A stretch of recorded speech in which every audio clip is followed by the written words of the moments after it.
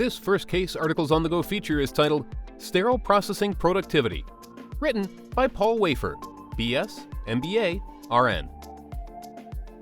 Depending on the age and configuration of a hospital, the responsibility for the sterile processing department can be delegated to materials management, surgery, or central supply.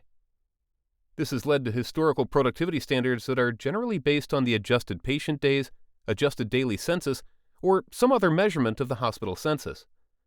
The problem with this measurement is that it has little bearing on the workload within the sterile processing area.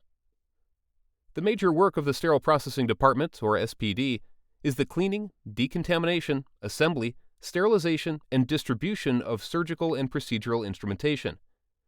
While the census of the hospital may have some impact on the volume of surgical instruments, there are also other factors.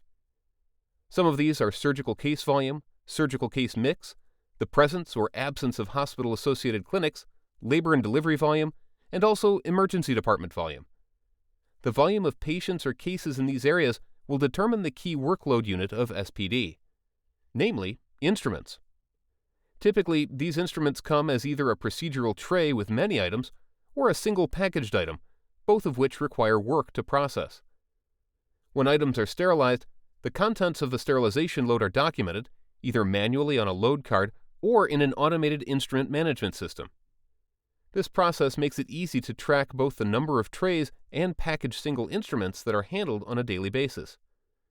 In order to determine the amount of time that should be allocated to the processing of instruments, it's important to determine all of the steps that are associated with the processing of each instrument tray. We can determine this by asking ourselves these questions. 1. How do the instruments get from the different departments to SPD, and who transports them? 2. What is the average time it takes to get a cart or tray of instruments to the SPD area? 3. What is the average number of trays per cart?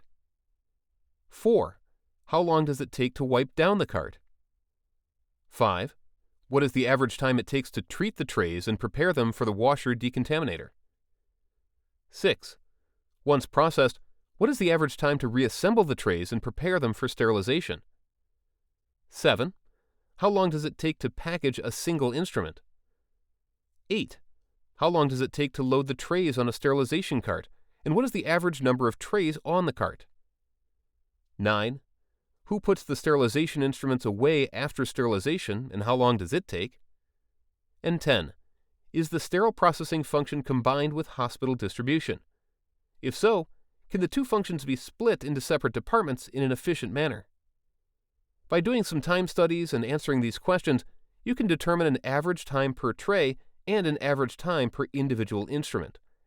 This will allow you to use trays processed and individual items processed as your units of service for your SPD area.